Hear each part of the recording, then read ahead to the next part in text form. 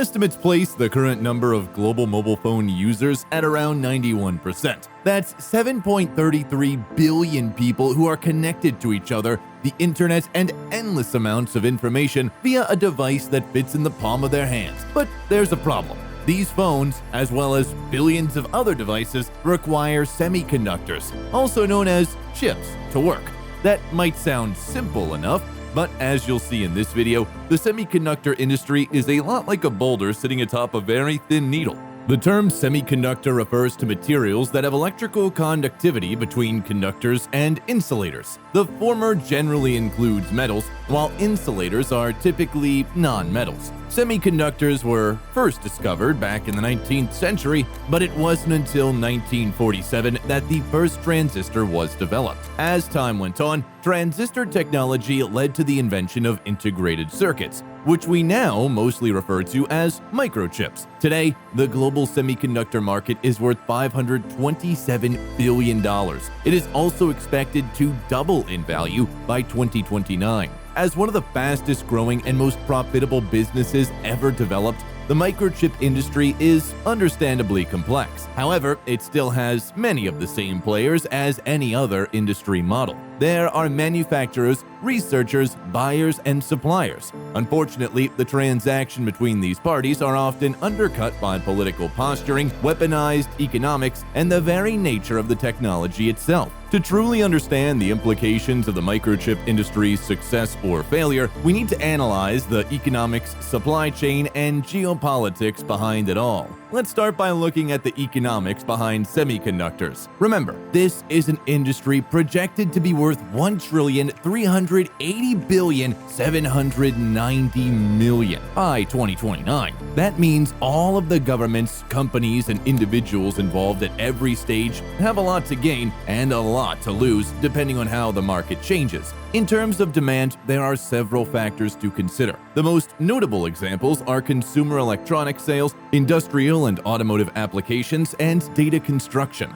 We must also consider the rapid growth of emerging technologies like artificial intelligence, the Internet of Things, and 5G networks. Put simply, any increased demand for these products leads to higher demand for semiconductors. Supply is a bit trickier. Semiconductor manufacturing involves a complex and capital-intensive process that can take years to develop the infrastructure for. So, regardless of where demand goes, the supply side of semiconductors will always be at the mercy of global manufacturing capacity, production yields, and mining output. The fact that supply is so sensitive is actually the reason why the industry has become so dominated by a few key players. It's also very important to consider what we call semiconductor cycles. This industry is well known for its cyclical nature. This means that there are periods of high growth and high demand, followed by periods of oversupply and reduced demand. Let's dig deeper into it. The semiconductor industry experiences cyclical patterns consisting of expansion, peak, contraction, trough, and recovery phases.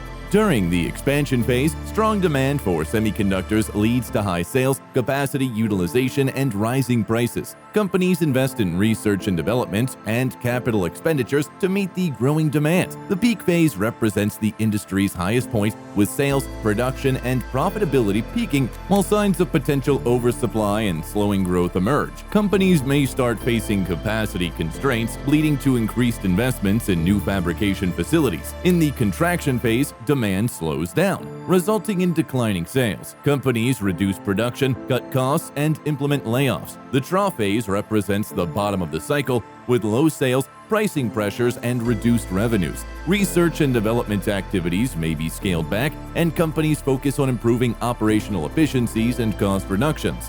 Finally, the recovery phase sees demand picking up, leading to increased sales and improved profitability. Investments in R&D and capital expenditures may resume as companies prepare for future growth. The duration and intensity of each phase can vary, influenced by market dynamics and economic conditions. These cycles are influenced by various factors, including many of the ones we already discussed.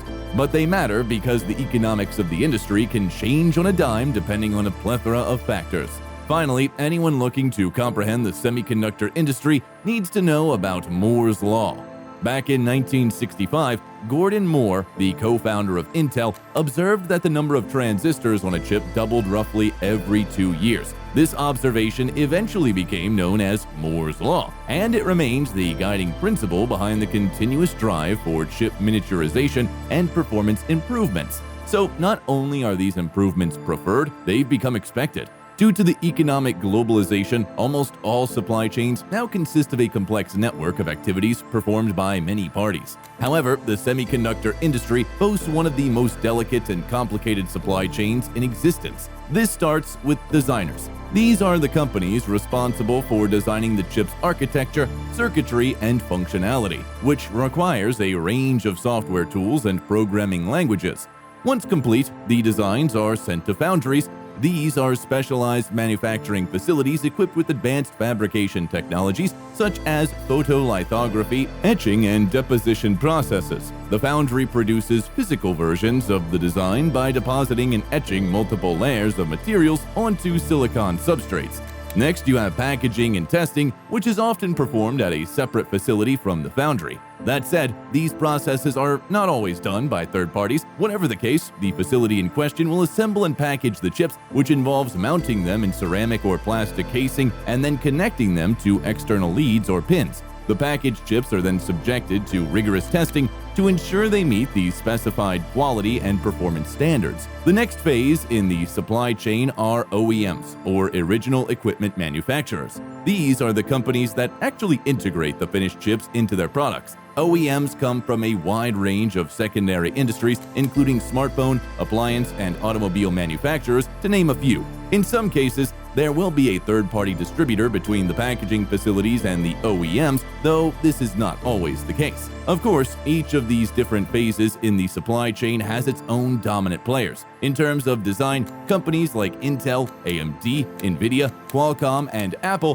which boast an in-house chip design team, are among the biggest names. The leading foundries include Taiwan Semiconductor Manufacturing Company, Samsung Electronics, and Global Foundries. Speaking of Taiwan, it's estimated that roughly 60% of the world's semiconductors came from this tiny territory. The majority of these stem directly from TSMC. When looking at packagers and testers, the most common names you'll see are Amkor Technology, ASE Group, Siliconware, Precision Industries, and PowerTech Technology. Nowadays, thousands of companies qualify as OEMs, but the ones most likely to drive chip demand are Apple, Samsung, Qualcomm, and Intel. If we take a closer glance at the list of companies, it's not difficult to find out that most of the big names in semiconductors are either Asian or American. So, does Europe have a stake in it? The answer is yes. It plays a major role in the manufacturing of extreme ultraviolet lithography systems, which are advanced technology used in semiconductor manufacturing to create smaller, more powerful, and energy-efficient microchip. This technology overcomes the limitations of traditional optical lithography, allowing for greater precision and higher resolution in chip design. A Dutch company called ASML dominates the market with its cutting-edge EUV machines. It has an unparalleled 90% market share in the production of EUV machines. No doubt, ASML has the trump card in the global chip supply chain. The fact that Taiwan, currently represented by the Republic of China regime, produces the lion's share of semiconductors should provide at least some clues as the sorts of geopolitical factors influencing the industry. The PRC and the United States have very different opinions on the legitimacy and future of Taiwan. This is complicated by the fact that they are the second and first largest economies in the world, respectively. The United States have a long-standing commitment to support Taiwan's security, while the PRC has claimed sovereignty over the island since the unofficial end of the country's long civil war, which is technically an ongoing conflict. Of course, U.S.-China relations have suffered in many ways over the past few decades, despite the two countries being intrinsically linked economically. The U.S. has even expressed open concern regarding China's technological advancements, particularly in semiconductors, and has taken measures to curb China's access to advanced technologies. This has led to restrictions on the export of certain information and tech to the Eastern superpower. There's also the Chip 4 initiative, which is short for the Chips for America Act. The goal of this effort is to bolster the United States' domestic semiconductor supply chain so that it can reduce reliance on China or Chinese-influenced products. Apart from boosting its domestic semiconductor production, the US and its allies have imposed a series of sanctions and export controls on PRC, hoping to weaken its abilities to acquire advanced semiconductor and slow down its technological progress. In 2018, the Trump administration fired the first shot by pressing the Netherlands to halt the export of cutting-edge EUV machines to China. It was followed by an array of attacks, including advanced chip export bans on designated Chinese firms such as Huawei and ZTH. But the most fierce assault came on October 7, 2022, when the U.S. Department of Commerce detailed the new export control rulings. In a move described by the media as an attempt to bring China back to the Stone Age, the Biden administration did not only restrict the export of advanced semiconductor to PRC, but also prohibited U.S. citizens as well as green card holders from working in the country's semiconductor industry. In January 2023, the U.S. went even further and reached an agreement with Japan and the Netherlands to restrict the export of advanced chip and chip-making machines to the PRC. Under a series of attacks, the Chinese chip industry has reported delays in their research progress. Obviously, they have to brace for some tough days ahead. Considering the ongoing US-China conflict, the chip war is expected to escalate. Although we have not yet seen any counterattack by China, it may have been preparing for it.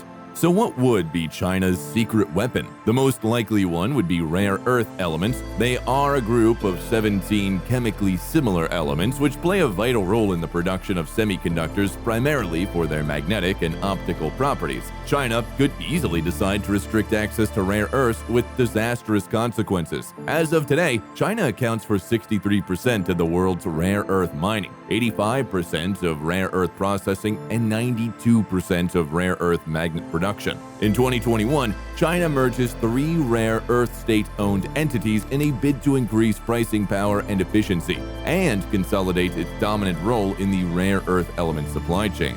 It won't be surprising if China decides to take advantage of its dominant status in the sector as a retaliation to the US's curb on its semiconductor development in the future. Predicting where the semiconductor industry will go next is a bit like predicting where a ball will bounce in a room made of rubber. There are too many variables, too many moving parts, and everything advancing too rapidly. However, looking at the changing supply chain and considering some of the new technologies, it's possible to make general predictions regarding the industry's direction.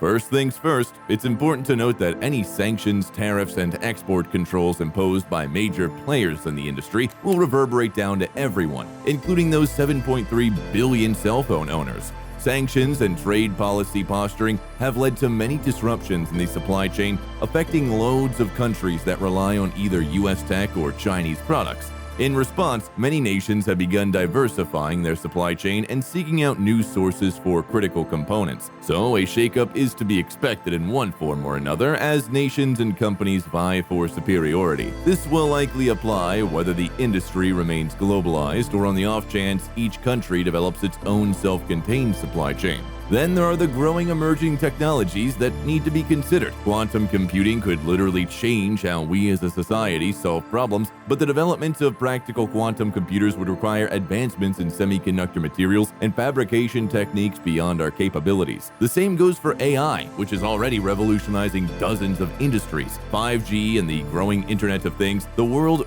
wants these technologies, which puts pressure on the semiconductor industry to help provide them. However, the interplay between supply and demand could affect this in numerous ways. What's easier to predict is the implications of the tech war. The race for technological supremacy is, in fact, the race for chip supremacy. Without the most advanced semiconductor, it's difficult, if not impossible, to stand out in the cutthroat competition. Indeed, the Americans made a wise step to exploit China's continuous reliance on foreign chips by restricting semiconductor exports to the country. Being cut off from foreign chip technology, PRC may have to say goodbye to the most advanced semiconductor technology in the coming few years with its limited manufacturing capacity. China, despite leading in some areas of cutting-edge technologies like 5G and AI, would likely fall behind if it fails to develop its homegrown chip industry. Lastly, let's take a look at the future focus of the industry. Many experts anticipate that companies will shift towards specialization to shore up their niches. This means developing chips tailored for specific tasks, allowing for more efficient designs and improved performance. Meanwhile, continued advancements in process technologies will enable the production of smaller transistors, leading to increased performance, lower power consumption, and improved integration.